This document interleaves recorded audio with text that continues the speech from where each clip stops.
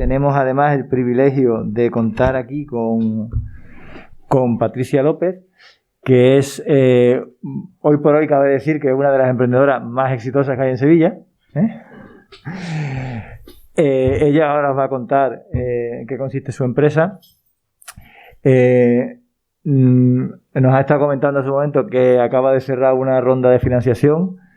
Ahora ya tú nos dirás cuántos millones. Y bueno, su empresa pues vende en más de 40 países y la facturación creo que ha alcanzado ya el 1.000.000 de euros, ¿no? Sí. En cuanto a formación, pues la verdad no he investigado mucho. Sé que es titular en turismo, ¿no? Aquí al lado justamente, ¿no? Y luego su experiencia pues ha ido en distintas empresas hasta que finalmente se decidió a aprovechar esta idea, esta oportunidad. Ya os adelantó algo Amparo sobre el tema, porque parece que ella, Amparo, también es socia fundadora, porque estuvo en los inicios de esta idea. Y bueno, pues ya yo me dejo aquí la introducción y dejo antes de eso, os recuerdo, tenéis aquí el código para registrar asistencia si tenéis interés en tema de certificados, créditos, etcétera. Luego, cuando acabemos el acto, si me lo pedís, os la vuelvo a poner. Y la presentación que nos... ¿el vídeo primero? Primero el vídeo era simplemente para presentar lo que es MyHixel y que entendáis qué es lo que hago y luego ya pasamos al taller. Muy bien. MyHixel es la solución para el control de la eyaculación, que aplica ciencia y tecnología para durar hasta 7 veces más. Gracias a MyHixel, los hombres ahora pueden decidir cuándo eyacular. Esta solución combina la aplicación MyHixel Play, un programa científico, gamificado y personalizado con el avanzado dispositivo de placer MyHixel One, diseñado especialmente para lograr el control del clímax. Dentro de la aplicación MyHixel Play encontrarás actividades de estimulación que puedes seguir como un juego y podrás analizar tu progreso. También tendrás acceso a profesionales de la salud sexual y servicio de consultas. El dispositivo MyHixel One ofrece vibración específica para un mejor control de la eyaculación, canal anatómico y un sistema de autocalentamiento. Todo lo necesario para simular una penetración real. Descubre qué solución MyHixel Play es la mejor para ti. MyHixel. Next Level. Sex Level. Bueno, ¿lo conocíais? ¿Se me escucha ahora? Sí. ¿Conocíais MyHixel? ¿No? Bueno, mejor. Ya te lo puedes parar, es otra entrevista que me hicieron. Un proyecto que nace, bueno, pues... Ay. Bueno, soy Patricia López, soy CEO y fundadora de MyHixel, una marca de salud sexual masculina, ¿vale? Nacida aquí en Sevilla y como comentaba Paco, pues vendemos ahora en más de 40. Y realmente soy una persona que normalmente he sido atrevida, no me han dado miedo los cambios. Eran unas condiciones súper buenas de una multinacional norteamericana y dije, ¿por qué no? Entonces empecé a trabajar como responsable de marketing para Europa de esta empresa norteamericana de juguetes sexuales para hombres. Trabajando en este sector fue donde nace la idea que da lugar a MyHixel, ¿vale? Entonces hoy lo que quería era pues dar un taller sobre competencias emprendedoras.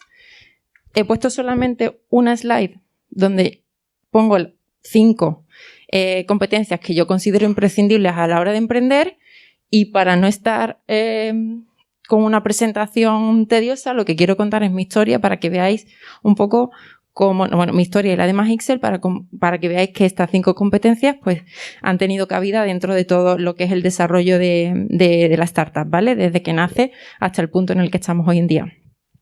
Para mí, la primera, que es búsqueda constante de oportunidades. Oportunidades no significan que justo lo que hablaba antes con Nacho, la idea de la fórmula de la Coca-Cola o una idea que nadie nunca haya tenido y entonces estamos obsesionados con encontrar, ¿no?, eso y poder desarrollarlo.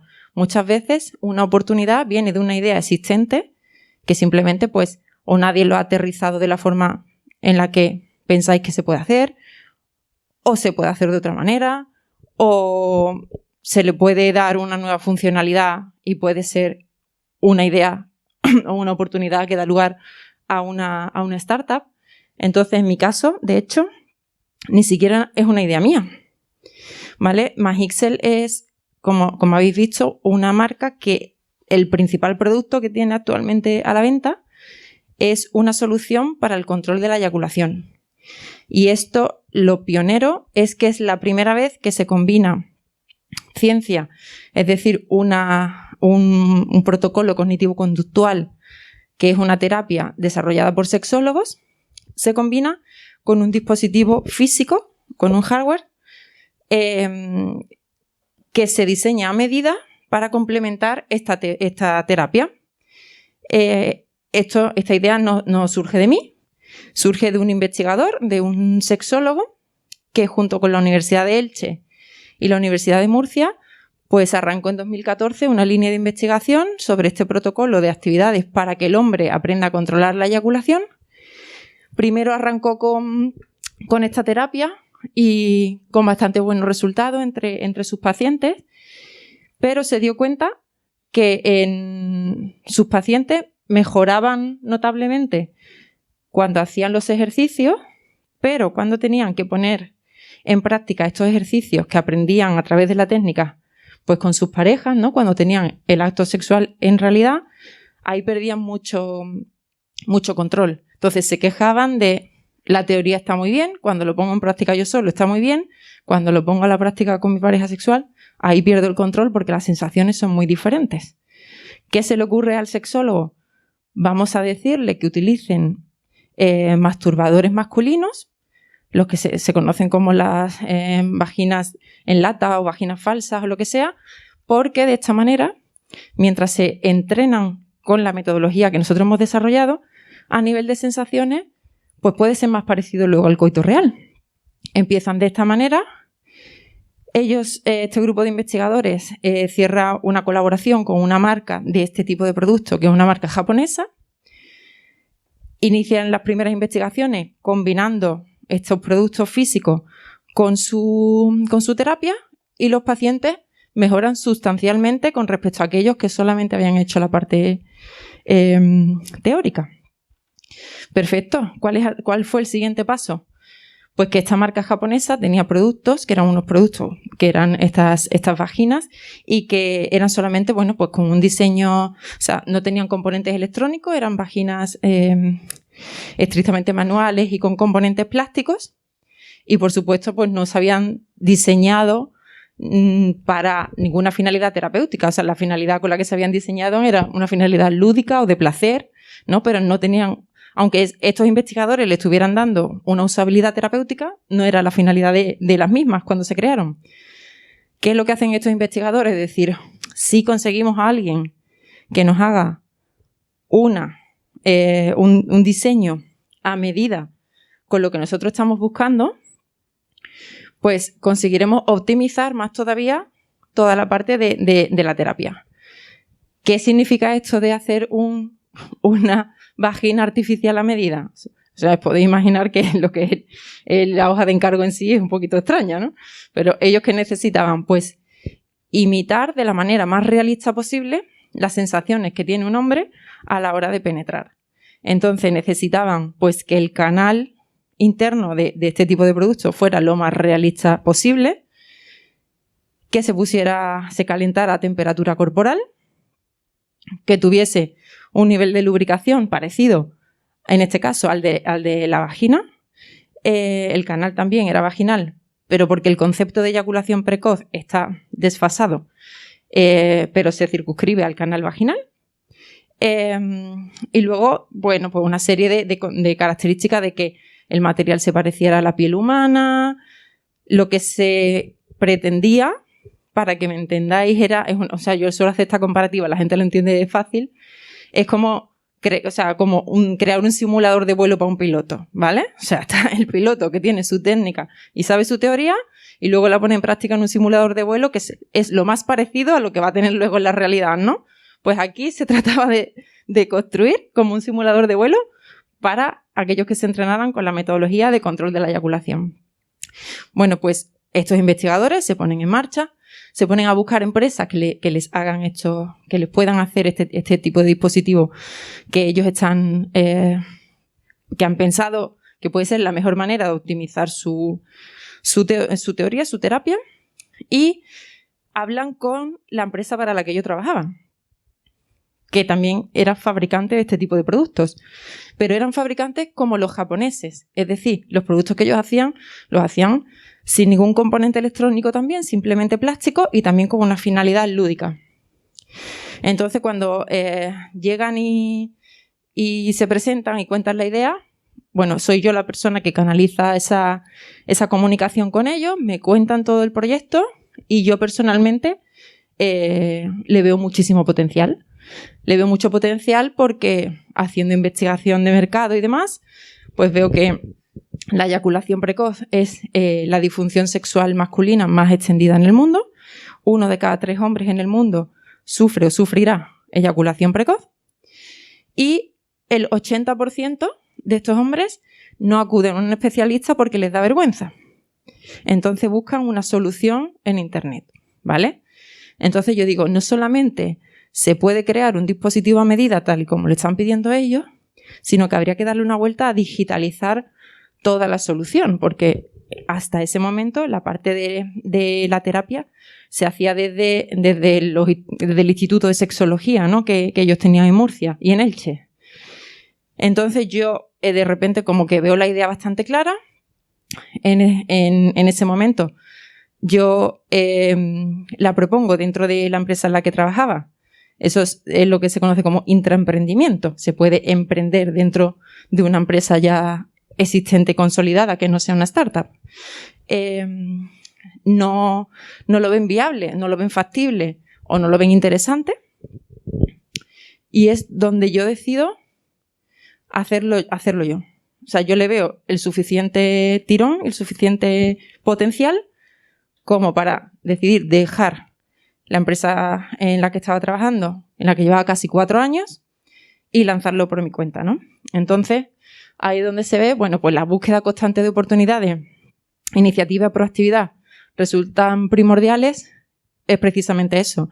Es decir, en este caso yo llevaba además 1 año y medio intentando lanzar una línea terapéutica dentro de la empresa, hablando con el Hospital Virgen del Rocío, buscando... Yo decía, este tipo de productos que tenemos nosotros seguro tienen que tener finalidades terapéuticas bien usadas dentro del campo de la salud. Por ejemplo, había también otro tipo de masturbadores que se utilizaban en procesos de fertilidad, en clínicas de fertilidad. Había otros productos femeninos que se utilizaban a través de ginecólogos para vaginismo, para problemas en las vaginas después del parto, para rehabilitación de suelo pélvico. Entonces yo decía, para mí esto es el futuro y esto tiene que tener seguro una utilidad terapéutica. Y yo ya había abierto esta línea de trabajo desde hacía un año y medio antes, ¿no? Entonces eso fue de manera proactiva. En ese camino me topé con estos investigadores cuya idea me pareció muy interesante y con el mayor potencial que yo había venido viendo hasta la fecha. Como mi empresa no lo quiso llevar a cabo, decido hacerlo yo. Entonces, ahí nos encontramos un poco el segundo punto, que es la valentía y la capacidad de asumir riesgos calculados. Y que el riesgo es algo implícito a la hora de emprender, siempre. Siempre, porque tú tienes o una idea o has visto una oportunidad, porque vuelvo a repetir que la idea no era mía, pero ves una oportunidad, obviamente implica riesgo, por supuesto. Empezando porque voy a dejar mi trabajo, que era un trabajo estable, donde yo estaba bien considerada, buenas condiciones. Imaginaros la primera vez que le digo a mis padres no. O sea, ya se llevaron el primer susto cuando les dije dejo turismo y voy a vender productos de esto, ¿no? Ahí ya fue el primer susto. El siguiente susto es no, voy a dejar esto porque voy a montar yo por mi cuenta lo mismo pero con finalidad terapéutica. O sea, obviamente implica un riesgo y lo que es importante es medir dentro de las posibilidades ese riesgo. Para ello, pues yo estuve como un par de meses aproximadamente estudiando la viabilidad de ese proyecto, ¿no? Porque en mi caso, el arrancar un proyecto, una startup, que es bastante poco común porque cada vez hay menos startups de hardware, casi todas se están concentrando en software, pero es que en mi caso era hardware, era software, era investigación científica. ¿Eso cuánto cuesta? ¿No? ¿Y qué necesito? ¿Qué equipo necesito para arrancar todo ese proyecto? Que es que yo soy especialista en turismo, ¿sabes? Y luego en marketing y ventas, que estuve también 4 años en ese área trabajando, pero no, yo no sé de ingeniería, no sé de hardware, no sé de desarrollo software. ¿Qué se necesita? Entonces, pues estuve durante un par de meses aproximadamente diseñando un plan de viabilidad, haciendo estudios de mercado, hablando con fabricantes, hablando con expertos en marketing, que ahí fue cuando conocí a Amparo Cantalicio, con Andrés del Toro, experto en comunicación. Porque claro, yo decía, es que no solamente estaríamos creando un producto que es pionero, sino que es que además casi estamos abriendo una nueva categoría dentro de los productos, o sea, que es salud sexual masculina, que es bienestar sexual masculino, ¿sabes? Que yo todavía lo digo y la gente me dice, ¿pero eso qué es? ¿Sabes? Como, es rarísimo. Entonces, yo sabía que eso iba a implicar muchísimos esfuerzos y recursos destinados a toda la parte de marketing, de comunicación, y además era muy importante diseñar una estrategia en la que se nos diferenciara de lo que ya existía, porque juguetes sexuales ya había. Entonces, eso había que diseñarlo muy bien y eso implicaba una serie de recursos, tanto para la parte de desarrollo de I+D, como para toda la parte de marketing y comunicación, ¿no? Fundamentalmente. Entonces, bueno, pues se hizo un plan financiero en el que se estimaban una serie de partidas que cubrían toda esta parte de desarrollo de I+D, más inversiones en marketing y comunicación, más otras inversiones en propiedad intelectual, patentes, marca, porque como digo, era algo que además teníamos claro que si funcionaba, podría funcionar a nivel internacional, porque nadie lo había hecho.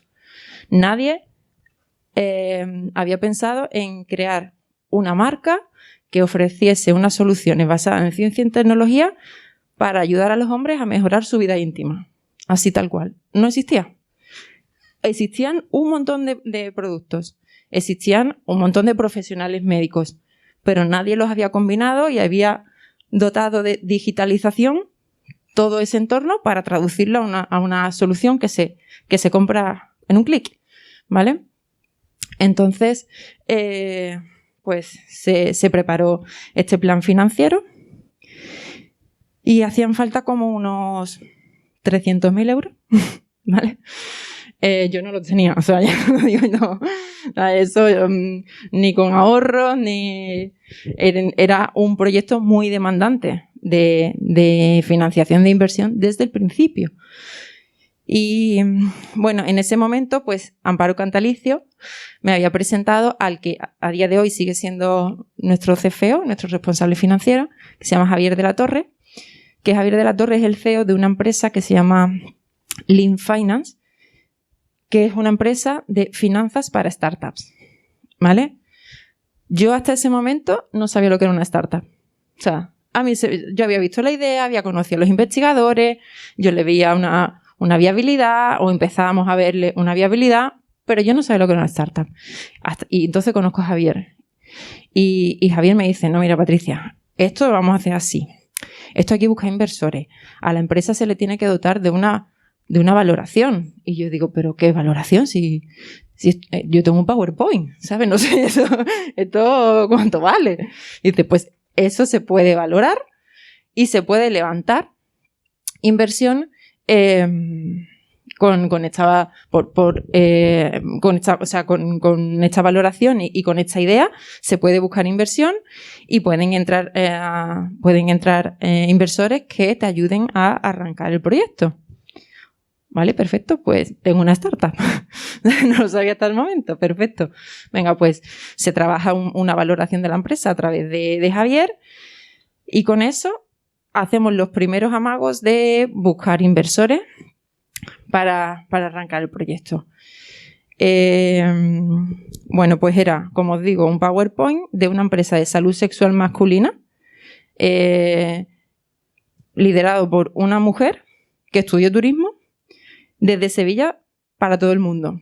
¿Sabe cuántos inversores se interesaron? Esto. Cero. El proyecto en sí, desde el principio, ya está estigmatizado un poco, ¿vale? O sea, en el campo en el que se mueve la startup es complicado de contar. O sea, imaginaros yo ahora que hablo con inversores profesionales y me siento y a lo mejor son pues un grupo de 7 u 8 hombres y le estoy hablando de disfunciones sexuales así a la cara. Es que lo normal es que agachen la cabeza, que todavía tengan tabúes, que no... Y me ha pasado en diferentes áreas, no solamente en la de levantar capital a lo largo de la vida de la empresa. Pero yo ya sabía desde el minuto 1 que eso iba a ser otro de los riesgos, ¿no? Pero creía en la idea y creía que esto podía salir adelante igualmente y era simplemente pues una connotación que tiene el proyecto en sí, pero que no iba a pararlo. Entonces, esto del segundo punto de la valentía y capacidad para asumir riesgos calculados, precisamente va de esto de tomarnos el tiempo que haga falta para trabajar en el plan de viabilidad. Y una vez que tenemos el plan de viabilidad, entonces se puede empezar a estructurar, a buscar fondos y a moverlo dentro del mundo de capital riesgo con un inversor, con un business angel o que te ayude a arrancarlo o como fue mi caso, que ya os digo que a nivel de inversores profesionales cero patatero, en este caso fueron mis familiares y mis amigos. Y con eso enlazo también al tercer punto, que es autoconfianza y autoeficiencia. Autoconfianza es obvio. Si no tienes confianza en ti mismo, en mi caso porque era fundadora única, cuando tienes un equipo de founders, todo el equipo tiene que estar a una y obviamente tiene que sentir que la idea tiene sentido, tiene viabilidad y estar a full con ella, ¿no? En mi caso, además, es que se vio cumplimentado con la confianza que tenían mis familiares y mis amigos en la idea, en el proyecto y en mi capacidad para sacarlo adelante. Entonces, yo le veía potencial, yo había hecho un plan de viabilidad que efectivamente hacía el proyecto viable, levantando una cantidad de dinero bastante importante, pero se podía hacer. Javier había hecho un ejercicio de valoración de la idea de negocio que entonces se fijó en 375.000 euros, ¿vale? Yo decía, anda, pues fíjate el PowerPoint lo que vale, ¿no? O sea, 375.000. Obviamente lo hizo un especialista para que no existiese implicaciones por mi parte ni ningún tipo de interés personal a la hora de levantar el dinero y defenderlo ante los posibles inversores, ¿no?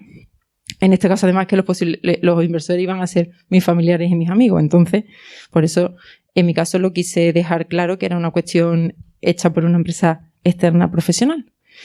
Y con esa valoración y esa presentación, ese PowerPoint, yo le fui contando la idea a mis allegados muchas veces, no con la finalidad de te voy a contar esto porque a ver si quieres participar y me vas a dar dinero. Como al final son familiares y amigos míos, pues lo cuentas en una cena, lo cuentas en una charla y para mi sorpresa, de manera proactiva se fueron apuntando muchos a decir yo te apoyo, yo te puedo dar esto, yo te puedo dar esto otro. Y en un mes no levanté 300.000, pero sí 265.000. Solo con ahorros de mis familiares y mis amigos. Eso obviamente supuso un impulso para mí que autoconfianza hay que tener, pero cuando encima tienes ese apoyo y ese respaldo de la gente que te conoce, dices, ostras, la gente lo ve igual o más claro que yo. Esto hay que hacerlo, ¿vale? Y personalmente, sí os digo que cuando conté con ese feedback de la gente de mi alrededor, fue como ese último impulso que necesité para dejar la empresa en la que estaba y arrancar el proyecto por mi cuenta. Cuando ya tenía pues como todos los mimbres, ¿no? O sea, ya tenía todo y ese último impulso pues resultó definitivo.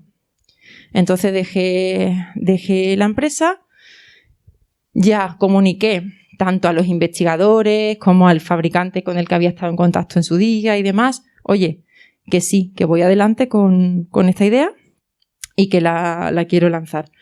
Así que procedimos a la primera ampliación de capital en el que entró este capital de mis familiares y amigos y con eso pues empezamos a arrancar la investigación, pusimos en una mesa de trabajo a ingenieros, a sexólogos, a urólogos, a diseñadores industriales, hasta un matrón había, ¿no? Pero claro, como os decía, lo que teníamos que diseñar era como un dispositivo a medida, con unas funcionalidades que los investigadores tenían muy claros y yo, pues, lo que hice fue pues, ponerlos todos en una mesa y que se diseñase este primer boceto y este primer prototipo de hardware, ¿no?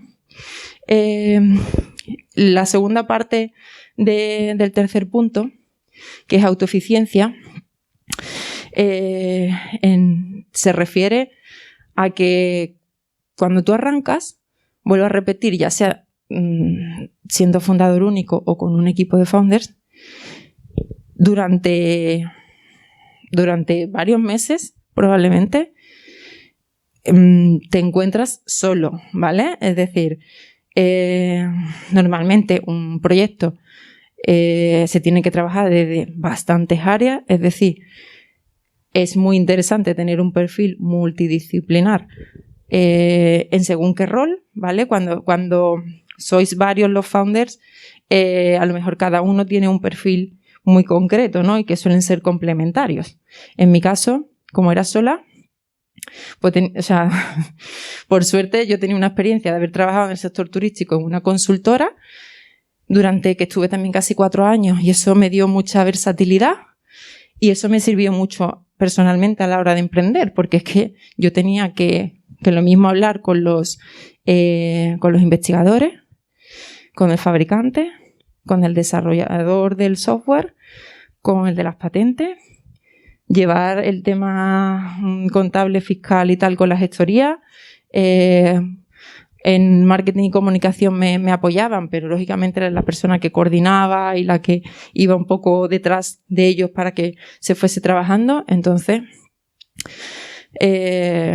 evidentemente tienes que ser autosuficiente, porque si no gestionas muy bien tu tiempo y los recursos que tienes, ahí están las estadísticas, ¿no? Que no es por ser agorera, pero al final muy poco porcentaje de startups salen adelante en los 2 primeros años y normalmente es porque no se han optimizado los recursos, ¿vale? Es muy importante saber con qué se cuenta y tener mucha capacidad de adaptación y de pivotar muy rápidamente consumiendo los menos recursos posibles.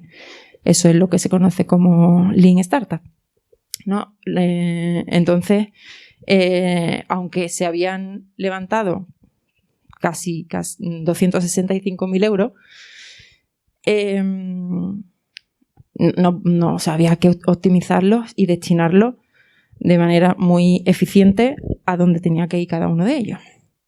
Aún así, nunca es como tú te crees que va a ser. Es decir, cuando nosotros diseñamos el plan financiero, Javier y yo, de mira, pues esto, los fabricantes, esta partida se va para ellos, estos pagos aquí, y nos entregarán el producto en esta fecha y tal, y aquí la app. no es así, nada. No, o sea, nunca se cumple, 99% de las veces no se cumple un plan financiero de una startup, ni el primer ni muchos consecuentes, ¿vale? Pero hay que estar preparado y tener plan B, plan C, etcétera. Por eso mismo, porque hay muchas posibilidades de que no se cumpla lo que tú crees que... Lo que tú estás trabajando a conciencia, sacando números, timings y todo, cuando tú lo plasmas en un documento y al final dices, bueno, aquí está plasmado todo lo que yo creo y me estruja el cerebro en que esto va a ser así y ya me está diciendo mi financiero que el 99% no va a ser. Y bueno, pues habrá que ser muy eficiente a la hora de destinar los recursos y midiéndolo al milímetro. Y si ocurre un cambio, porque hay cosas que no están bajo el control de uno, pues actuar lo más rápidamente posible, consumiendo el mínimo de recursos posible. ¿Qué nos pasó a nosotros? Pues que el producto llegó... Imaginaros, a mí me dijeron, esto se arrancó en diciembre de 2017. A mí me dijeron que el producto físico iba a estar listo en junio de 2018. ¿Sabéis cuándo estuvo el producto listo? En junio de 2019. Un año después. Los 300.000 euros que nosotros habíamos previsto para arrancar el proyecto hasta que el producto estuviera a la venta, no se podían estirar infinito. O sea, un año más, ¿cómo? Plan B, plan C, ¿qué hacemos? Bueno, pues mira, vamos a hacer una campaña de crowdfunding. Y yo dije, ¿eso qué es? Pues mira, es una campaña y unas plataformas, sobre todo plataformas internacionales, que se llaman Kickstarter, Indiegogo. Estuvimos viendo otras de aquí españolas, pero dijimos, bueno, no, esto mejor internacional, que puede tener más tirón. Y entonces, en Kickstarter, que es una plataforma norteamericana, aunque ya la consumen en todo el mundo, lanzamos una campaña que se conoce una campaña de preventa. Es decir, nosotros dijimos, mira, este va a ser nuestro producto, va a ser, porque evidentemente todavía no lo tenemos. Si tú lo quieres comprar, como no te va a llegar hasta dentro de, dijimos la lanzamos en septiembre de 2018, ya sabiendo que no teníamos el producto, dijimos, bueno, llegará en febrero. Al final llegó en junio después, ¿vale? Bueno, en septiembre de 2018 dijimos, cómpralo ahora, que este va a ser, y te puede beneficiar de un 35, de un 30, había diferentes tipos de descuento conforme iban comprando. Y te llegará en febrero. Y entonces lo que hicimos fue preparar un vídeo, sabíamos cómo se presentaban estos proyectos en Kickstarter, que es una plataforma donde la mayoría de proyectos que se presentan o son tecnológicos o son del sector de videojuegos, ¿vale? Hay como unos 7 millones de usuarios aproximadamente de Kickstarter, bastante activos. Entonces dijimos, bueno, usuarios que están buscando productos tecnológicos de videojuegos, bastante target masculino, internacional, puede ser un buen escaparate. A ver qué tal. Y además, no solamente suponía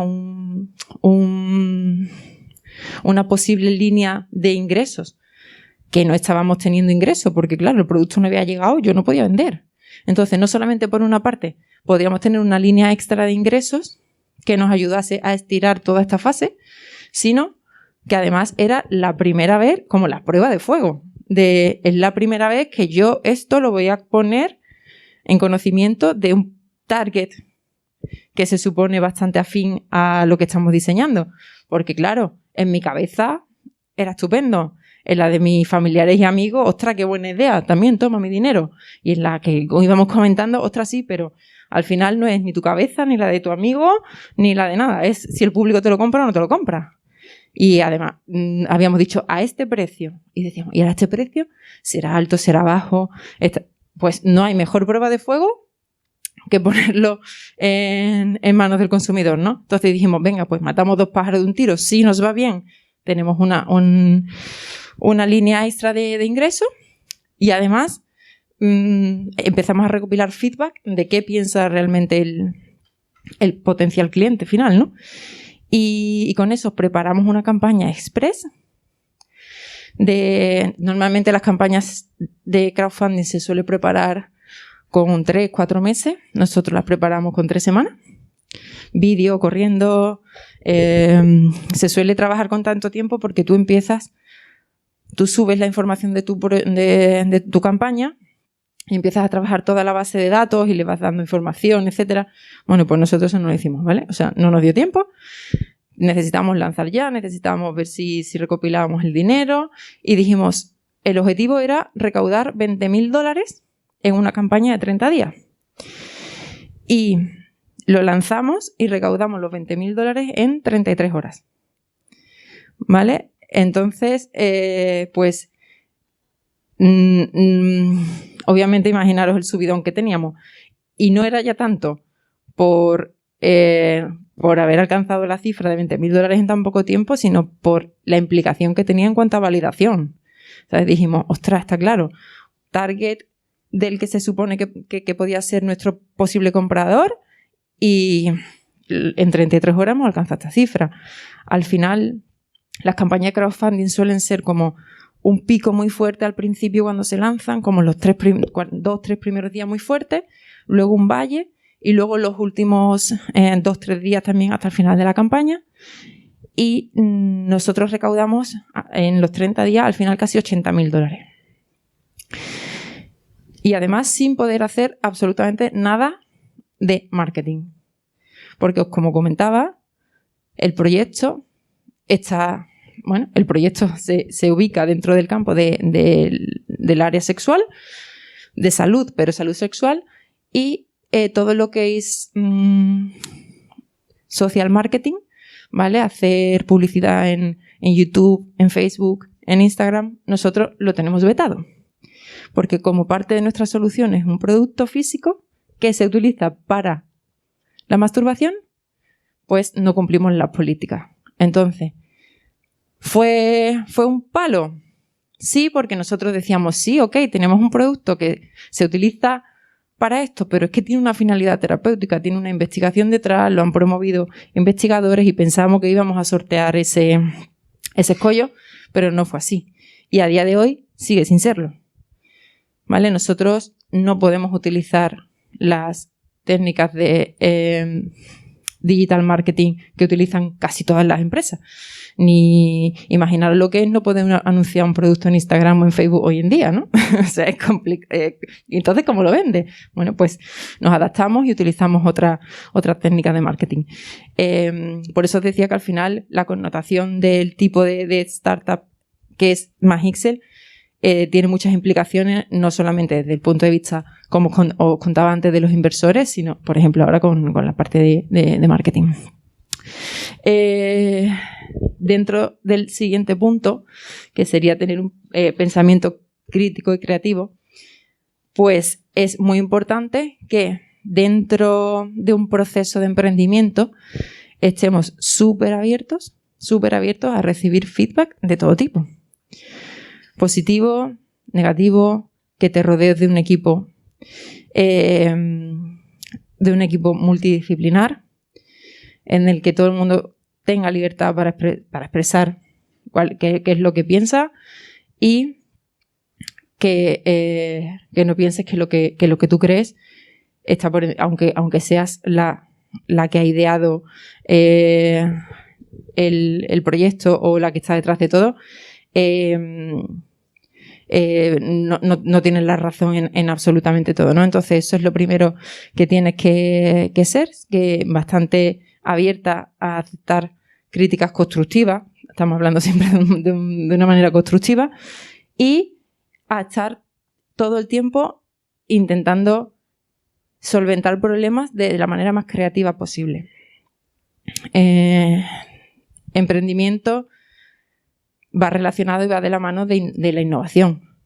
Entonces, tienes que tener la mente muy abierta también para ver qué es lo que se está haciendo alrededor, qué es lo que está haciendo tu posible competencia, cómo se puede hacer de una mejor manera, cómo puedes solventar este escollo, y tienes que tener mucha capacidad creativa para eso, ¿vale? Entonces, nosotros, por ejemplo, en el aspecto de marketing que os comentaba que hemos tenido bastante problemas, pues hemos tenido que comernos mucho la cabeza de una manera lo más creativa posible para poder hacer llegar al público objetivo lo que nosotros hacemos.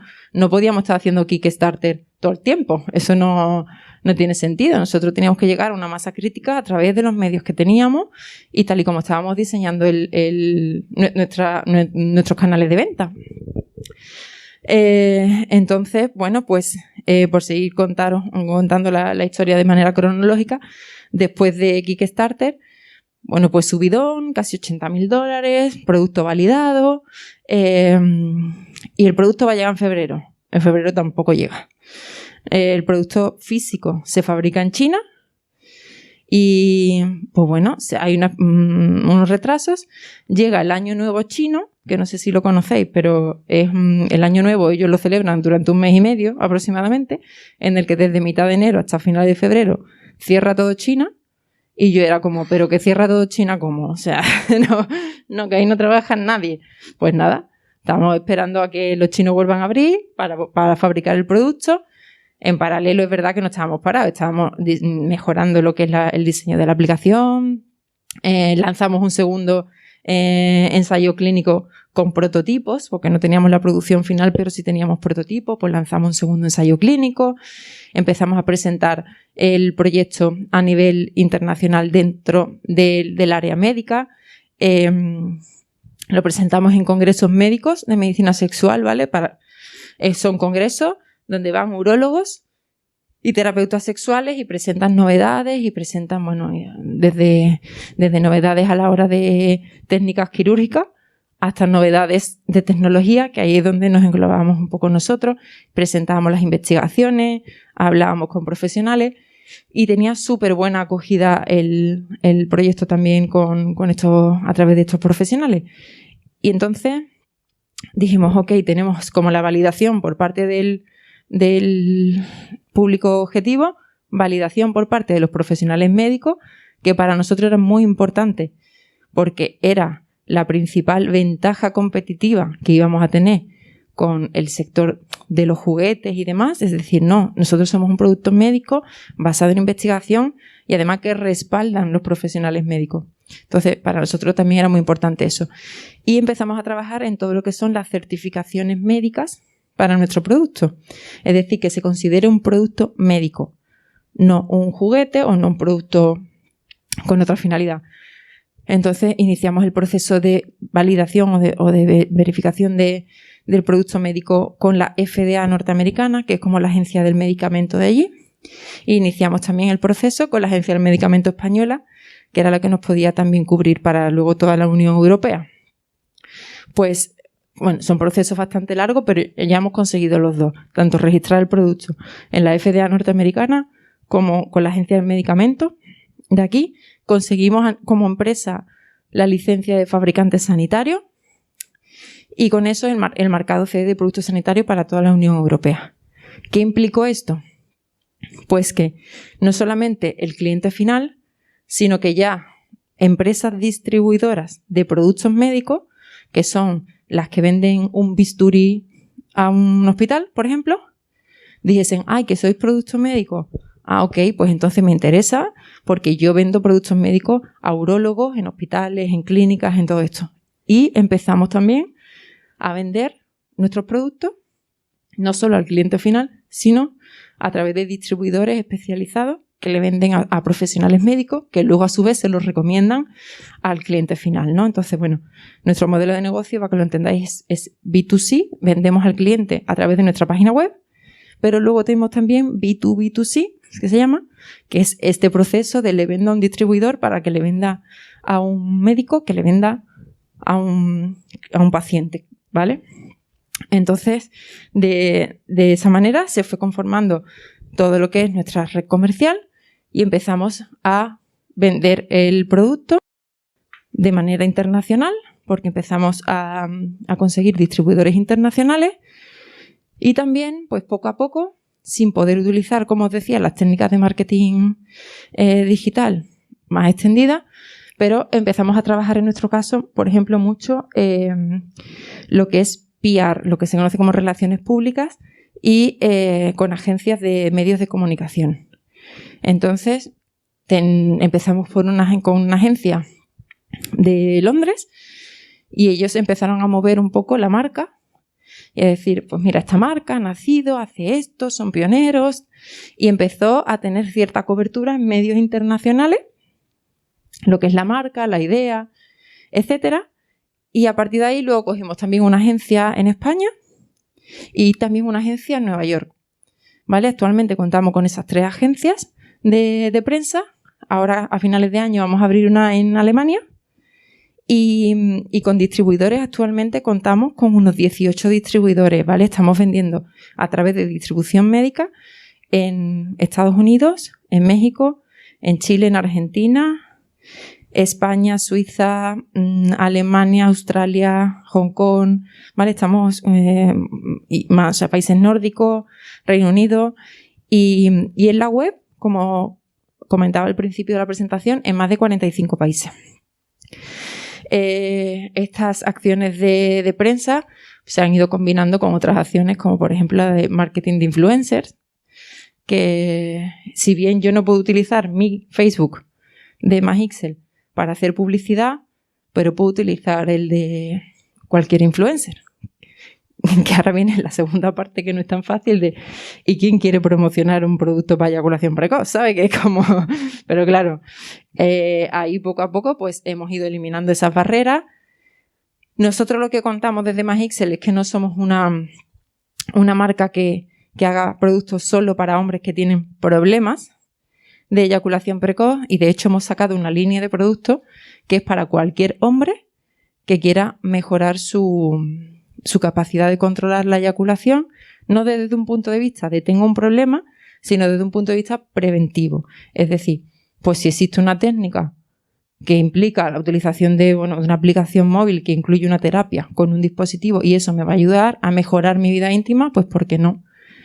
Eso es, lógicamente, una apuesta por parte de la marca en cuanto a la normalización de esta conversación, de mejorar la vida íntima de los hombres, eliminar los tabúes y demás, que es arriesgada, pero también entendíamos que era algo que nos podía ayudarnos a posicionarnos como empresa líder en esta nueva categoría que estábamos creando, ¿no? Entonces, pues empezamos a encontrar influencers desde médicos, o sea, por una parte médicos y demás, y por otra parte, pues hombres normales, de influencers de tipo lifestyle, de estilo de vida, de tal, que decían, ¿y por qué no? ¿Vale? ¿Por qué no? Pues si esto me va a ayudar a mejorar, yo no me da vergüenza, lo cuento y tal. Y así empezamos a desarrollar pues toda una estrategia de marketing de influencer alrededor de la marca. Y básicamente un tema de afiliados también, con prensa, y eso es como estamos trabajando comercialmente a día de hoy nuestra marca, y tenemos esa presencia que os he comentado. Tanto pensamiento crítico como creativo, imprescindible, sobre todo cuando estás creando algo nuevo, ¿vale? Lo dicho, no te puedes tomar mal las críticas constructivas, porque se trata de escuchar sobre todo al cliente final. Nosotros recibimos mucho feedback y estamos siempre intentando estar en constante comunicación con nuestros clientes, que además, imaginaros lo sensible de la comunicación, ¿sabes? Es que a nosotros nos cuentan cosas que son ultra sensibles y que a los pobres ya les cuesta romper esa barrera, pero es verdad que una vez rota la barrera ahí se explayan y nos cuentan de todo. Pues nosotros tenemos que ser súper atentos y escuchar, y a veces son críticas positivas y a veces son críticas negativas. Igualmente las tomamos con la mejor disposición y siempre intentando mejorar la experiencia del usuario a través de la mejora de los productos, ya sea la parte física o de la parte software, ¿vale? Y luego, por último, dotes de liderazgo. Me parece, he puesto la última como competencia emprendedora, pero sin duda sino la más importante de las más importantes desde mi punto de vista. Como os comentaba, yo no tenía ningún tipo de conocimiento o de formación relativa a la startup que estaba creando. Entonces, tenía súper claro que sí o sí me tenía que rodear de un equipo, ¿vale? Que sí que fuese especialista en las diferentes áreas que implicaba el desarrollo de la empresa. Entonces, pues, desde profesionales como la Copa de un Pino en marketing y comunicación, en operaciones, ¿qué más tenemos? Tenemos un CTO en la parte técnica, atención al cliente. Era súper importante, pues, decir yo, tengo la idea, aplico todo el sentido común posible, pero soy conocedora de mis limitaciones, me tengo que rodear de un equipo que cada uno son especialistas en un área, pero al final gran parte de, o sea, el peso de que salga adelante o no la idea, en mi caso ha recaído en mí. Y para eso yo tengo que tener no solamente una relación lo más fluida y buena posible con los diferentes responsables de departamento y el resto de los equipos, sino que además que tú tienes tú tienes que desprender una serie de cualidades y de condiciones que ellos vean que se base en confianza y que cuando estemos en épocas bajas, porque en una startup no es todo maravilloso, o sea, estáis aquí, mañana aquí, después otra vez para arriba, después te vienes aquí, te dan una buena noticia, ostras, ¿te crees? Ostras, el año que viene vamos a estar vendiendo no sé cuántos millones. Mentira, o sea, no es así. Pero tampoco cuando te dan un palo es en 2 meses hemos cerrado, ¿sabes? O sea, hay que ser emocionalmente bastante fuerte y estable para ir asumiendo toda esta montaña rusa que implica emprender. Y sobre todo, un fundador o un equipo fundador tiene que transmitir esa estabilidad y esa confianza al resto del equipo. A día de hoy somos 20 personas trabajando en el equipo. Yo sigo siendo, soy la CEO, pero hay pues como 5 responsables de departamento que son a día de hoy completamente autosuficientes y de hecho se acaba de demostrar porque cuando estamos en fase de ronda de inversión, normalmente la ronda de inversión la suele llevar el CEO, en algunos casos, en algunas startups la lleva el CFO, ¿no? El financiero, pero normalmente la lleva el CEO. Pues el CEO hace así un pasito al lado de lo que es el día a día de la empresa y se dedica solo o prácticamente solo a hablar con inversores y a intentar traer dinero, traer la gasolina a la empresa. Porque todo puede estar yendo muy bien, cada departamento puede estar yendo coordinado, pueden estar saliendo los mini proyectos que están dentro del proyecto, pero como no haya gasolina, porque una startup lo que hace es quemar dinero a punta pala, ¿sabes? Una startup lo que hace es intentar potenciar un crecimiento muy a lo bestia, tiene que ser lo más escalable posible en muy corto periodo de tiempo, y eso implica que se quema mucho dinero, mucho más recursos. O sea, una startup no es rentable depende, ¿no? de la startup y del modelo de negocio que tenga, pero no sé si sabéis que Facebook no ha sido rentable hasta hace relativamente poco, o Tesla, ¿no?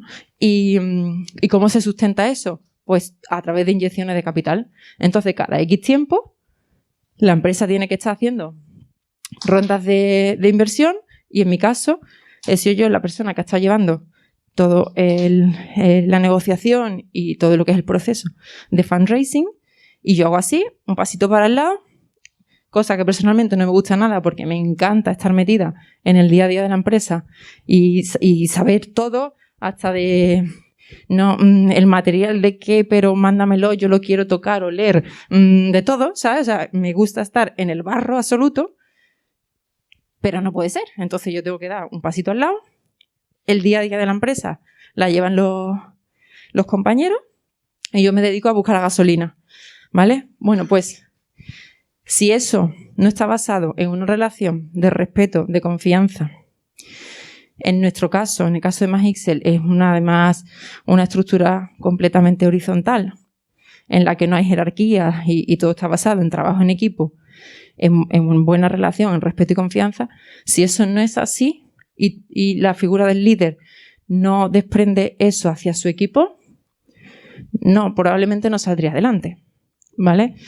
Yo he estado un año, el último año, hasta la semana pasada, centrada 95% de mi tiempo en levantar la ronda. Levantar capital, hay veces que se consigue. Bueno, la media suele estar entre 3 y 6 meses. Yo esta última ronda, la primera la hice en 15 días, porque convencí a todos mis familiares en el momento para que me dieran el dinero, y esta última me ha costado un año. Pero para que veáis lo paradójico que es, la cerré la semana pasada y en la misma semana casi tengo apalabrada la próxima ronda, ¿vale? Que es como, bueno, eso va la más rápida de la historia, si es así al final, que luego será o será, porque ya te digo que si yo he tardado un año en levantar esto es porque me han dicho sí, y luego no, y luego tal, y luego no. Entonces, es todo súper cambiante, súper inestable. Vuelvo a repetir que tenemos que estar preparados mentalmente para toda esa montaña rusa de sensaciones. Imaginar lo que es trasladarle a tu equipo, oye chicos, que nos dan esta inyección de capital. Bueno, celebrando, hemos salido a cenar, hemos tal, y a la semana siguiente nos dicen, oye, que no, que retiramos esta propuesta.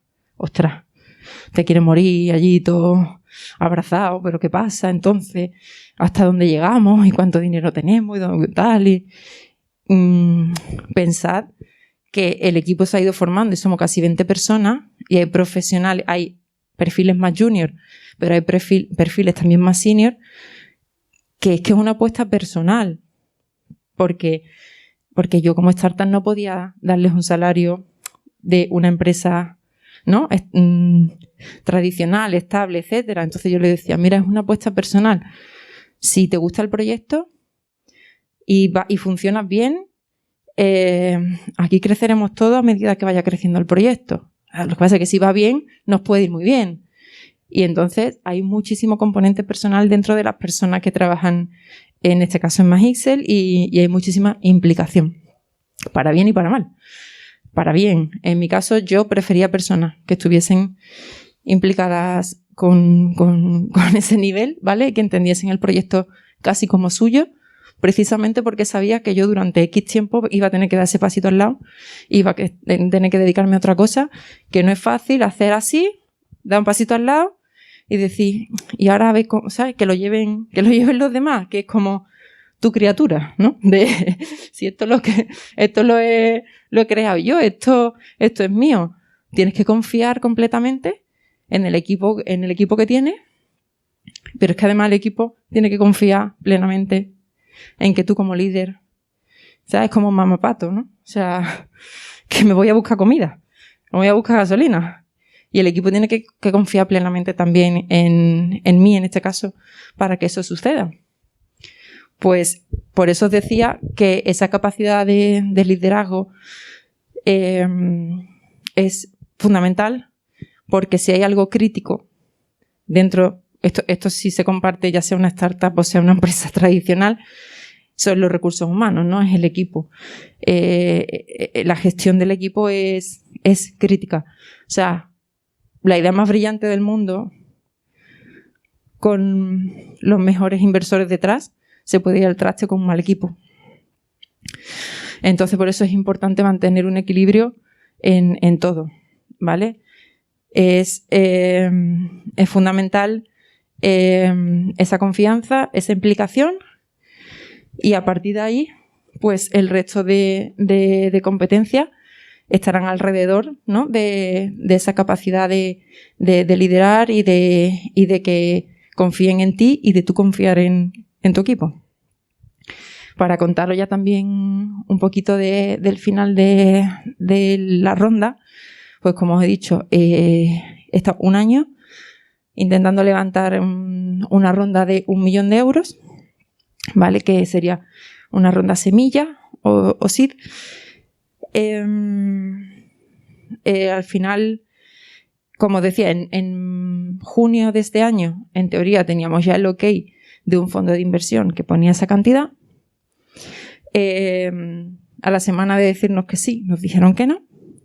¿Por qué? Pues por un tema de, lo mismo, de reputación por parte del fondo, porque les daba miedo, vergüenza, o como lo queráis llamar, de que se le vinculara con una empresa que se destina, o sea, que es una empresa de salud sexual, ¿vale? O sea, es que el adjetivo para muchos fondos, sobre todo aquí en España, todavía tenemos la mentalidad así un poquito antigua. Entonces, por una cuestión estrictamente moral, podemos decir, o ellos lo comentaron de esta manera, tiraron la operación. Eso implicó que durante el verano, que bueno, agosto es mes muerto, pero se tuviese que empezar prácticamente desde cero otra vez a retomar otra vez los contactos de inversores interesados que había, etcétera, etcétera. Me puse como loca a asistir a todo tipo de eventos, de hablar con fondos, a todo lo que pude. Y la semana pasada, pues conseguimos el ok de otro fondo, más otros business angels, plataformas de inversión, etcétera, etcétera, que yo había ido activando, sobre todo a partir de septiembre. Y hemos conseguido cerrar, bueno, o sea, me confirmaron la semana pasada que sí. Igual la semana que viene os están diciendo, oye, que le han vuelto a decir que no, ¿sabes? otra vez para abajo. No, yo espero que no, que esta vez sea la vencida. Al final han sido 1.900.000 euros, casi el doble. ¿Vale? Esto así como me he puesto a hablar con todo el mundo. Al final, no sé cuántas opciones tenía, me ha ido diciendo que sí. Al final iremos a por ese 1.900.000, porque aunque es el doble de lo que pretendíamos, implica lógicamente más dilución de la parte de los inversores actuales, pues nos garantiza poder ejecutar planes de marketing más potentes. Queremos ir sobre todo al mercado norteamericano, que es muy caro, y vamos a ir con esa ronda de 1.900.000, y como os decía antes también, en la misma semana que cerramos el 1.900.000, prácticamente se ha medio apalabrado una ronda de unos 7 millones de euros, que si se dan una serie de hitos que tenemos que conseguir con estos 1.900.000, si se dan una serie de hitos, pues probablemente en unos 9 meses estemos levantando esa ronda. O sea, que por eso os quiero decir que es que el emprendimiento es un proceso nada estable. Durante este año no os quiero ni contar cuántas veces me he planteado en mi casa, lo conseguiré, no lo conseguiré. Si no lo consigo, son 20 personas que se van a la calle. O sea, que eso, y es el dinero de mi familia, ¿sabes? Que habían puesto ahí todos sus ahorros. O sea, que tiene un componente personal muy importante. Y entonces eso es un proceso súper duro. Hay que estar muy estable a nivel emocional y trasladar lo mejor de ti siempre a tu equipo. Y bueno, por suerte, si otra vez no nos ocurre ninguna desgracia, que ya sería para ponerlo en un libro, pues en el mes de noviembre estaremos escriturando todo y con el desembolso. Y a partir de 2022, pues a intentar petarlo lo máximo posible. Esa es la historia.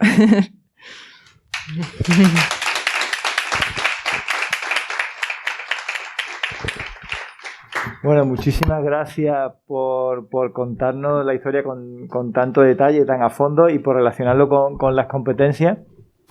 Yo ahora voy a abrir el turno para que le podáis preguntar lo que queráis. Me quedo con 2 o 3 ideas, si no te importa que sitúe. En primer lugar, me parece súper acertadísimo centrarse en las competencias. Las ideas las puede coger, se las puede uno encontrar. Y robar. Y las puedes robar. Y bueno, supongo que ya lo tenéis bien protegido, pero también te las podían haber robado a ti. Por supuesto. Sin embargo, cuando uno lo intenta, las competencias que adquiere, lo que aprende, eso se lo queda a uno. Eso no te lo pueden robar. Y luego lo puedes usar para el siguiente proyecto.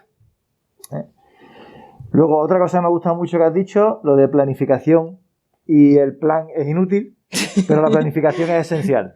Es decir, hay que prever, hay que analizar, hay que estudiar y hay que hacer el plan. Luego el plan no se cumple y el plan va a la basura, hay que hacer el plan B y luego el plan C y el plan... Total. Pero hay que planificar.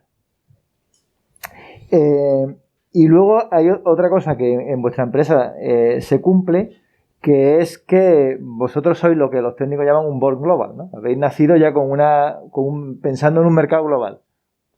Esto es una diferencia fundamental. Cuando uno nace para atender al mercado de su pueblo, puede ser un negocio genial, pero la capacidad de crecimiento es muy limitada, porque en tu pueblo hay los que hay, ¿eh? Si naces pensando en el mercado mundial, esto es mucho más difícil, pero tu capacidad de crecimiento es inmensa. Pero para eso necesitas financiación. Y donde está, le cuesta mucho trabajo, pero en vuestro caso habéis levantado casi 2 millones y si todo sale bien, 7 millones más el año que viene. Es decir, por ahí hay gente, hay inversores que tienen millones de dólares o de euros y que están dispuestos a dejárselo a uno que tiene una idea. Evidentemente, con respaldo, con resultados. No, o sea, tú le cuentas una película al que sea y no te va a dar 1 millón de euros. Pero con un respaldo, sí hay gente que está dispuesta a invertir. Hay que estar... El mercado además está ahora, saqué muchísimo dinero para inversión. Muchísimo. Pues supongo, no sé si habéis contado con el apoyo de aceleradoras o de... Es que hemos tenido, en el periplo que he contado con inversores y con marketing, también puedo incluir una bolsa para aceleradoras y programas, que nos han dicho que sí, luego que no, luego así también. Entonces, aquí en Sevilla, desde el principio, desde que empecé, estamos en Espacio Res, que está en República Argentina, no sé si lo conocéis, pero bueno, no es como es una fundación realmente. Es una especie de aceleradora, incubadora / aceleradora, porque cogen proyectos. De hecho, yo entré en la parte de incubación. Y luego cuando empezó a coger un poquito de forma y empezaron a tener el primer equipito, que estuvimos como 1 año, 4 personas más o menos. O sea, estuve como 9 meses yo sola, con la ayuda de Amparo y Andrés, que eran consultores. Y luego ya se ficharon 3, 4 personas y estuvimos 1 año y pico y luego ya ha ido creciendo mucho más exponencialmente, ¿no? Pero estuvimos primero en incubación y luego en aceleración. Y hemos tenido ayudas de becas, por ejemplo, concedidas del ICEX para ir a Silicon Valley. Fuimos elegidas una de las 10 startups para ir a Silicon Valley con un programa del ICEX y nos escogen, nos seleccionan, nos anuncian oficialmente, nos meten en un grupo de WhatsApp para organizar la logística, avión, no sé cuánto, tal, y un día veo que me han echado del grupo de WhatsApp. Digo, uy, debe ser un error. Digo, y automáticamente tenía un email de que había habido un error y de que no estábamos seleccionados. ¿Vale? Por eso te digo que son como subidones y bajadas muy fuertes. Y además es bastante frustrante porque en muchas ocasiones, o sea, en estas ocasiones en concreto, y en otras no, pero en estas ocasiones no está basado en ningún criterio objetivo. Por lo tanto, yo no lo puedo defender objetivamente. Ni con, oye, pero es que mis métricas son tal, oye, es que facturo no sé cuánto, oye, da igual, porque no es un criterio objetivo, es un criterio subjetivo basado en una moralidad X. Pero vuelvo a repetir, o sea, puedo coger eso y victimizarnos y pegarnos llorando 1 mes o decir, mira, no, o sea, yo ya cuando esto se estaba creando yo ya sabía lo que me podía encontrar. Tampoco puedo estar fustigándome. Frustra, estoy cabreada un día, pero un día, no me permito más. Al día siguiente me levanto y digo, pues ahora es cuando más lo voy a petar. ¿Sabes cómo lo utilizo? Para motivarme mucho más. Claro, y estando en Espacio Red con Carlos y compañía, pues seguro que has tenido ahí un asesoramiento muy bueno. Uh-huh. Es importante también meterse en este mundillo, conocer dónde están los espacios de incubación, dónde están las incubadoras, aceleradoras, etcétera. Porque para encontrar mentores, consultores para el proyecto, para encontrar el equipo. Sí, porque tú dices, no, es que necesitas un buen ingeniero, necesitas un desarrollador de software, pero los desarrolladores de software no están ahí en la parada de autobús anunciándose. ¿Dónde encuentras un desarrollador de software? Que sea bueno y que sepa lo que tú necesitas y que se adapte a nuestro ingeniero industrial viene de un programa que hace Espacio Red que se llama Wanted. Vino de una edición de Wanted. Conoció las empresas que había, los proyectos que había, le gustó el nuestro. Y está con nosotros desde entonces. Y lo mismo para la financiación. ¿Y dónde están los inversores? Tampoco están anunciados en la parada de autobús. Pero estos sitios son los que te pueden ayudar a orientarte, a ponerte en contacto. Evidentemente lo puedes hacer tú solo, pero te cuesta más trabajo. Bueno, pues muchísimas gracias. Y ahora, por favor, aprovechad y preguntarle lo que queráis. Sí. Estoy mirando el tema del 3D, pero a mí lo que me gusta es el tema de la papelería, el tema de la artesanía y de los productos artesanales y la creatividad textil. Entonces, yo estoy pensando bien en fabricar yo mis propios productos desde un principio y venderlos, o bien hablar con empresas que se dedicasen al tema de la papelería, de a otras empresas, mandarles mis diseños y que ellas me lo mandasen luego a mí y yo le vendía esos productos. Entonces, claro, yo tuve la de esto porque no solo para autobuses, no sé dónde buscar empresas que se puedan dedicar a ese tema que yo pongo en internet, pero es que a mí no me sale, no sé dónde buscar empresas que se puedan dedicar a ese tipo. Entonces, como te he visto que tu producto se fabrica en China, ¿cómo intentarse o cómo dice con esa empresa que se dedicaba a realizar ese tipo de productos? Hombre, en mi caso fue porque estuve 4 años trabajando en el sector.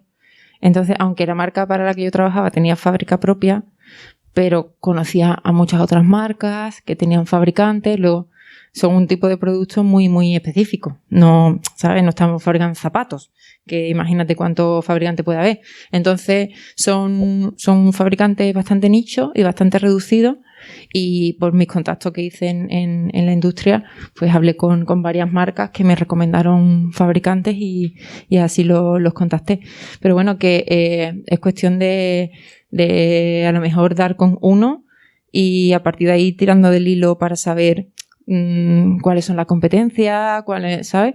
Y bueno, hay uno de nuestros inversores de esta última ronda, que es un business angel, él nos ha porque muchas veces nosotros tenemos también esa problemática. O sea, nuestro producto principal es un dispositivo físico, ¿vale? Entonces nosotros tenemos 2 proveedores principales, el que me fabrica el producto físico y el que me desarrolla la aplicación móvil, que hasta ahora ha sido una empresa externa. Ahora ya tenemos un CTO y estamos desarrollando nuestro equipo interno, pero todavía contamos con proveedores. Pero hay veces que nosotros tenemos, yo qué sé, necesidad de proveedores de packaging, de vídeo, de podcast, ¿vale? Y también, ¿y dónde busco? ¿Y dónde tal? Y hay empresas que se dedican exclusivamente a buscarte proveedores de un tipo. Y este inversor que nos ha entrado en la última ronda, precisamente nos recomendó una empresa es una empresa india, y tú le preguntas, necesito proveedores del tapón de no sé cuánto, ¿sabes? Como todo súper específico. En tu caso no creo que sea ahora mismo el caso de que te haga falta una empresa como esa, ¿no? Pero que nosotros utilizamos al final buscadores, ¿sabes? Empresas buscadoras de proveedores para cosas específicas. Nada.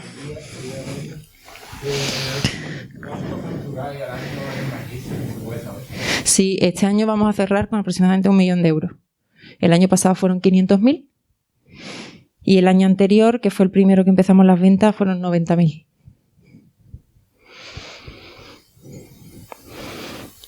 Dime. Bueno, ante todo, muchas gracias por la... A vosotros. Y mi pregunta es, ¿tú consideras que es importante empezar de cero con un equipo de gente especializada? A ver, me refiero, tú como has dicho tenías aquel vídeo pocos conocimientos o bueno, los necesarios básicamente, y tú piensas que tú podrías haber llegado a estar más tiempo haciendo sola la empresa. No, de hecho yo demasiado lo estiré que me iba a estallar la cabeza, ¿sabes? No. al final, o sea, yo estuve 9 meses sola, como digo, apoyado en marketing y comunicación por estos consultores externos, pero el día a día era sola y se hace bastante duro, ¿vale? Y al final uno llega hasta donde llega y, como digo, yo tenía como un perfil multidisciplinar por mi época de la consultoría y porque tenía esa versatilidad, pero, bueno, pues conocimientos limitados dentro de áreas específicas y lo que yo intentaba era aplicar, pues, en muchos casos, sentido común, que os parecerá una tontería, pero es que de verdad que hace falta mucho sentido común también para arrancar un proyecto, ¿sabes? Y no está, o sea, no siempre se tiene, ¿vale? Pero ya había un momento en el que ya se me iba de las manos, ¿no? Como que decir, no, o sea, no porque no estoy resultando eficiente, ¿vale? Hay un momento en el que debe serlo y otro momento en el que si ya se te está yendo de las manos, ya no estás siendo eficiente para el proyecto y necesitas rodearte de gente especialista.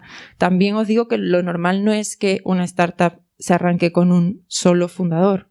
Lo normal es buscar un equipo de diferentes founders que se complementen en las diferentes áreas. Pues, por ejemplo, en mi caso, si yo hubiese conocido a alguien que hubiese estado dispuesto a emprender conmigo en el momento, pues a lo mejor hubiese sido un ingeniero industrial, ¿vale? Que me hubiese ayudado con toda la parte de productos físicos, aunque yo tenía muchos conocimientos por mi experiencia en el sector, pues de materiales, de consistencia, de cómo tiene que ser el producto y todo demás, ¿no? Pero la parte de ingeniería la desconocía por completo, ¿vale? Ahora ya sé lo que es, para qué sirve un acelerómetro, un giróscopo, el Bluetooth, el protocolo, eso, se aprende un montón. O sea, eso es como un MBA en vena, como yo digo. O sea, eso es, se aprende sí o sí. Pero yo al principio no tenía ni idea. Y pues hubiese sido a lo mejor un ingeniero industrial, o hubiese sido también un desarrollador de software que me hubiese ayudado en... Bueno, porque no lo he contado, pero lo que hicimos es traducir toda esa terapia que los sexólogos y demás ofrecían en las consultas, es decir, con un paciente delante, como el 80% de los hombres no se atreve a sentarse delante de un médico, pues dijimos, no, esto tenemos que digitalizarlo y traducirlo a una solución online, porque tenemos que llegar a ese 80% de los hombres. Y lo que hicimos fue traducirlo a una aplicación móvil, gamificada, anonimizada, es decir, que ninguno de los datos que se tratan en la aplicación son de carácter personal, porque obviamente son muy sensibles, y eso supuso pues un desarrollo de unos 5 o 6 meses de toda la aplicación, el proceso de gamificación, estructuración, pues todo el desarrollo software en sí. Y pues a lo mejor en su día o un desarrollador o un ingeniero industrial hubiesen sido perfectos compañeros a lo mejor para mí, ¿no? A la hora de emprender. ¿No los tenía? Pues no los tenía. Pues tenía, como no tenía como compañero, pues tenía que buscarlo como proveedor. ¿Vale? Pero bueno, no es ni mejor ni peor. Es simplemente la circunstancia en la que te encuentres. Si tienes fundadores en un principio que se complementan contigo y tienes la misma filosofía, perfecto. Porque si no, el último punto después también es importante. Cuando es más de un solo fundador, quién es el líder y por qué. Ahí entran ya un poco el tema de egos, ¿no? Si sois 3, ¿quién va a ser el CEO? Y tú, y yo, ¿y tú por qué? Y yo, o sea, como hay que tenerlo muy claro, hay que dejar esos egos aparte y ir siempre todos a una con respecto al resto del equipo. Yo tengo una pregunta respecto a la delegación. ¿En qué momento tuviste que ser consciente de que no podías ocuparte de al menos un poco de distintas partes y tuviste que decir, vale, pues ahora te tengo que dar a ti esta responsabilidad y estás tú como primera persona al cargo de un departamento? Es más bien un proceso, ¿vale? Más que un momento determinado. Es un proceso y a mí me costó, ¿vale? Porque soy muy fatiga, ¿vale? Y soy controladora, lo reconozco, ¿no? Entonces, pero al final es que, vuelvo a decir lo mismo, es que no se trata de ti, se trata de la empresa, se trata de lo mejor para la empresa. Entonces, si tú no estás siendo eficiente porque tienes un rol ultra controlador y no estás delegando en las personas, eso no tiene futuro, ¿vale? Entonces, sí que es verdad que, como en mi caso, era yo la fundadora única, la que había aglutinado todas las áreas durante X meses yo sola. Se iban incorporando perfiles, existía un proceso de adaptación, lógicamente, ¿vale? Y al final, poco a poco, naturalmente, se van encargando, o bien porque al final yo le delegaba, o bien porque lo asumían de manera proactiva, que eso también, claro. Sí, es que además es lo que vuelvo a decir, o sea, de verdad que el sentido común es súper importante luego en el desarrollo de una startup, aparte de todas las competencias y de las habilidades que se requieren para las diferentes áreas, ¿no? Pero al final, por sentido común, en una startup no prima la perfección a la hora de ejecutar ciertas cosas. Implica, o sea, lo que prioriza salir adelante, ¿vale? Entonces, en el salir adelante tienen que ser personas súper resolutivas, muy, muy, muy resolutivas y proactivas. Obviamente no puedes sacar adelante una cosa que tumbe el resto de áreas, ¿no? Y que, no, o sea, vuelvo a decir, sentido común. Pero al final, naturalmente, o bien yo delegaba, o bien esa persona proactivamente tomaba esa tarea y me decía, oye, Patricia, que me encargo de esto, ok, o sea, si tiene sentido, ¿sabes? Y ha sido más una cuestión mía de decir, a ver, relaja, porque al final estas personas están igual o más comprometidas que tú y quieren la misma finalidad que tú, ¿vale? Y al final se ha ido dando y he dicho, o sea, si a mí hace 3 años me dicen, no, vas a estar 1 año casi despegada del día a día de la empresa porque vas a estar buscando dinero, digo, imposible. O sea, si no, pues sí. O sea, obviamente no es decir, no conozco nada de lo que está pasando No, porque vuelvo a decir, me suelen poner en copia de absolutamente todo, aunque sea a título informativo, y yo me leo absolutamente todo. O sea, otra cosa a lo mejor es que no respondo, no hago, ¿sabes? No, pero cuando alguien me dice, oye, Patrick, que hablé con... digo, ya, o sea, yo lo sé. Otra cosa es que ellos lo gestionen y ellos lo lleven, porque además confío plenamente en que lo hacen y lo hacen bien, ¿sabes? Todo empresa al final es visto como un buen equipo humano, como decís, pero ¿qué es lo más importante para conseguir encontrar ese grupo de gente que te va a ayudar y gestionarlo? Es que es la combinación de todo, ¿sabes? En su justa medida lo que digo, puede haber una idea magnífica que se vaya al traste porque no existe un buen equipo humano que la lleve a cabo. Obviamente, con el mejor equipo humano, si la idea que hay detrás no se sostiene por ninguna manera, tampoco se puede hacer milagro, ¿vale? Entonces, al final se trata de un equilibrio. Para mí tiene mucha importancia el equipo humano porque puede acabar llevando al traste una idea magnífica, ¿vale? Pero la idea tiene que tener consistencia y tiene que tener viabilidad y tiene que tener un mínimo de sentido, porque si no tampoco es viable, ¿vale? Pero es un equilibrio de todo. ¿Cómo lo haces para encontrarlo y luego manejar que ese equipo funcione como debería? Bueno, a día de hoy sí que os digo que nosotros que somos unos 20, yo todavía, a lo mejor esto queda fatal, no lo sé, pero yo todavía no he utilizado ninguna empresa especialista en recursos humanos, ¿vale? Lo hemos ido haciendo de manera interna, poniendo ofertas en diferentes portales, en LinkedIn y demás. Y como digo, para mí el componente humano es muy importante. Yo, por supuesto, participo de todos los procesos de entrevistas y demás.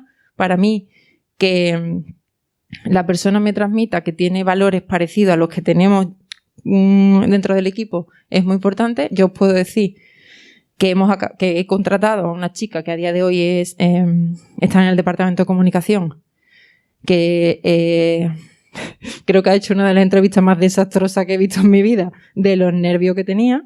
O sea, no tartamudeaba, sudaba, y se supone que era para comunicación y no podía ni hablar. Y yo decía, pero esta chava, si me va a llevar comunicación, ¿cómo? Si no puede ni hablar, ¿no? Entonces, obviamente venía recomendada, me gustó lo que ella me transmitía como persona, se le dio una segunda oportunidad, se le pidieron pruebas, etcétera, etcétera, y a día de hoy lleva 1 año y medio con nosotros, ¿vale?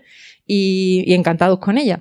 Entonces, en mi caso, es verdad que todavía todo lo que es la selección de personal ha sido siguiendo criterios también subjetivos en el sentido de que le doy mucha importancia a los valores, porque es que ahora nos estamos creando como empresa. Entonces, una de las labores que tiene el CEO, además de la capacidad de liderazgo y además de traer gasolina, es mantener los valores dentro de la empresa, ¿vale? Entonces, por eso yo le doy mucha importancia. Hasta la fecha ha sido una de los criterios fundamentales a la hora de seleccionar personal.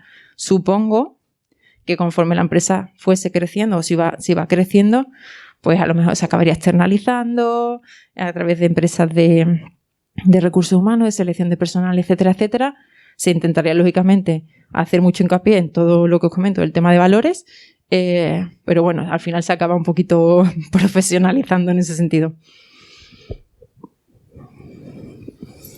A mí uno de los aspectos que más me sorprende, que ya he comentado anteriormente, es el hecho de que tú tengas claro desde un principio que tu producto va enfocado a un mercado internacional.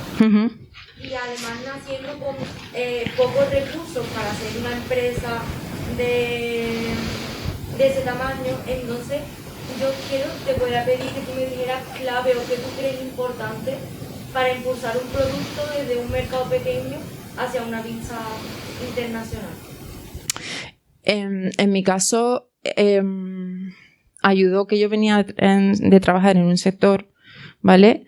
En una multinacional y en un sector muy concreto, y que yo detecté. A ver, todo esto venía impulsado también porque yo, trabajando en ese sector, veía como marcas femeninas iban cambiando no solamente el diseño de los productos, sino todo lo de marketing y comunicación relacionado con los mismos. Y ya, o sea, vuelvo a decir, por eso no es una idea mía. Yo simplemente dije, uy, y si esto se aplica a esto que no lo está haciendo nadie, era el momento perfecto y vamos a hacerlo así, así, así, así, que de esta manera es pionero. Pero la idea no era mía. Yo vi cómo las marcas femeninas iban empezando a diseñar productos y el marketing y comunicación relativo a los mismos, vinculándolos más a salud y bienestar que a sexo y placer. Es decir, supongo que casi todos conoceréis el Satisfyer, ¿no? O os sonará, mínimo. Bueno, pues esto se podía haber vendido desde un punto de vista más sórdido, más tal, más burdo, ¿vale? Pero lo que hizo Satisfyer fue decir, mira, hay una estadística que es no sé qué porcentaje altísimo de mujeres nunca han conseguido un orgasmo. ¿Y sabes qué? Que conseguir un orgasmo tiene toda esta lista de beneficios psicológicos, bienestar, Pues, ¿qué es lo que hemos diseñado? Un succionador de clítoris. ¿Para qué? Para que todas las mujeres puedan llegar a tener un orgasmo, ¿vale? Y ahora eso reforzado, lógicamente, con un montón de presupuesto para marketing y demás, porque es una empresa que nació de un grupo, ¿vale? No es una startup que empieza de cero, sino tenía otra historia detrás. Pues ha sido el producto más vendido durante la pandemia y durante las Navidades de 2019. Bueno, pues yo veía esa cosa. Yo veía cómo esas marcas empezaban a contar y a diseñar un storytelling y un relato del uso de esos productos con finalidad terapéutica. Y casi todo está enfocado en la mujer. Como mujer me parece magnífico. Pero claro, yo como empresaria dije, en ese momento no era empresaria, ¿no? Pero dije, ostras, ¿y para el hombre? ¿Por qué no hay...? O sea, para el hombre solamente tiene que haber productos relacionados con la parte sexual pura y dura y tan explícitos.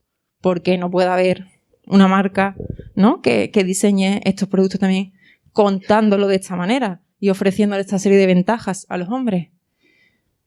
Fijaros que ni siquiera pensé en un primer momento hacerlo por mi cuenta, sino yo estaba trabajando en una empresa a la que estaba bien, ellos tenían capacidad productiva, tenían todo, y les dije, oye, ¿hacemos esto? No es nuestro foco ahora mismo. Y entonces yo dije, pues yo considero que es el momento de hacerlo porque nadie lo está haciendo. Y esa oportunidad, ¿vale? Ese timing, el ser el primero en algo, también es importante. No es imprescindible para que una startup salga adelante, ni una idea, ni una oportunidad. Pero es un aliciente. ¿vale? Entonces, en nuestro caso, era importante, para mí fue importante aprovechar esa oportunidad.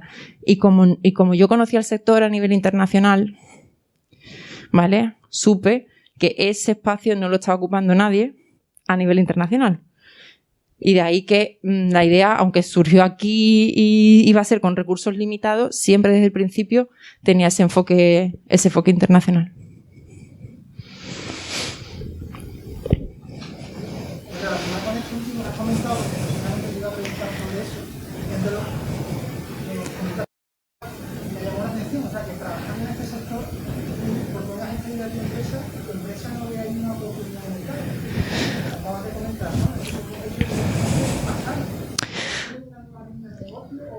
Sí,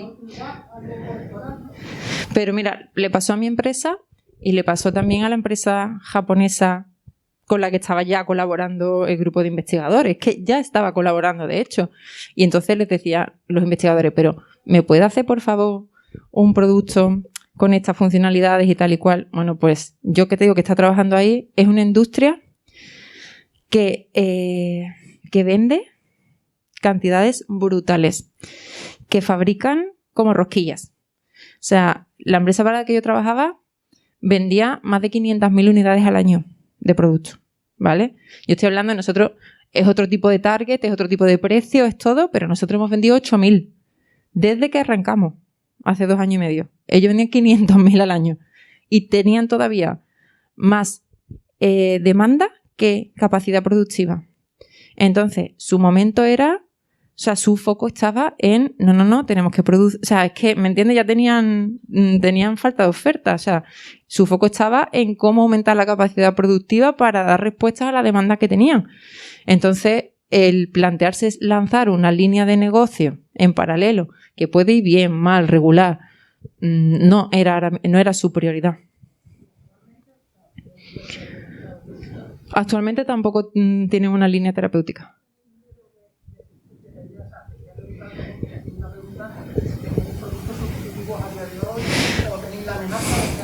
Pues mira, yo obviamente cuando planteo la viabilidad del proyecto, una de las patas de análisis es la competencia. ¿Qué pasa si una de estas macroempresas, ya sea mi ex empresa, la japonesa o el grupo de Satisfyer, le da por hacer un producto con finalidad terapéutica? Me funde, ¿no? Bueno, obviamente se toman riesgos, ¿vale? Que es el punto número 1.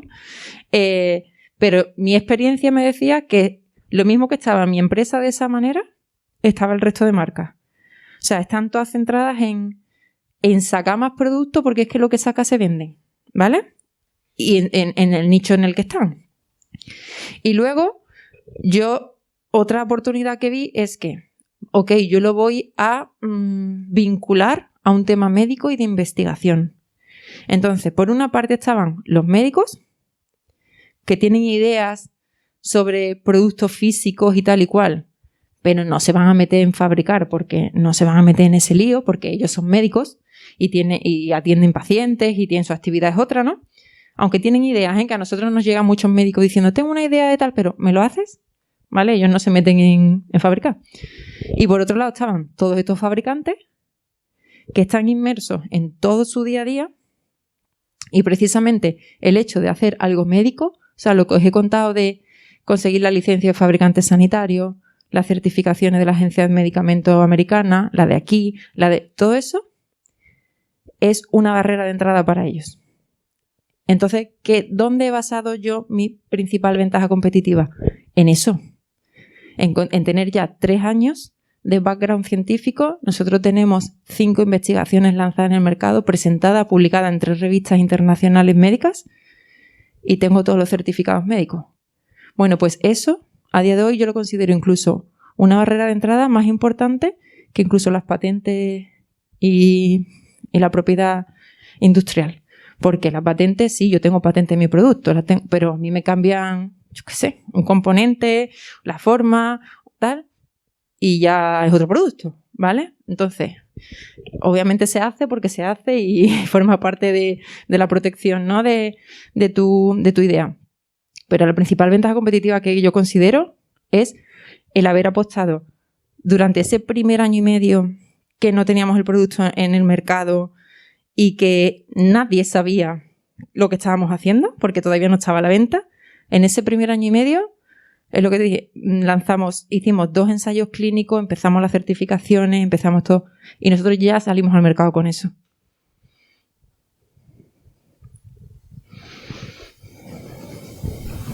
¿Más preguntas? No. Perdona, Pablo García, eres tú, ¿verdad? ¿No? Ah, vale, pues tengo un Pablo García, creí que eras tú, que está apuntado, ha asistido a alguna de las charlas, pero no tengo su correo. Entonces, sí. Vine el otro día porque te pregunté si podía venir gente que no está apuntada, que era que tenía, y hoy no podía venir, se encuentra más. Ajá, vale. Pues dile por favor que me mande un correo para tenerle localizado el correo, ¿vale? Si no tiene problema, vamos. ¿Vale? Si quiere mantener el anonimato, no hace falta que mande el correo. Bueno, pues ya está. Yo me he quedado aquí con un montón de cosas apuntadas para seguir lanzando ideas. Por ejemplo, tú has hablado de la importancia que es entender al cliente. Uh-huh. Y ellos están ahora los jueves por la tarde, están en un taller para desarrollar ideas que luego van a presentar al concurso. Y precisamente este jueves pasado han empezado a crear los equipos y están empezando a pensar en la idea.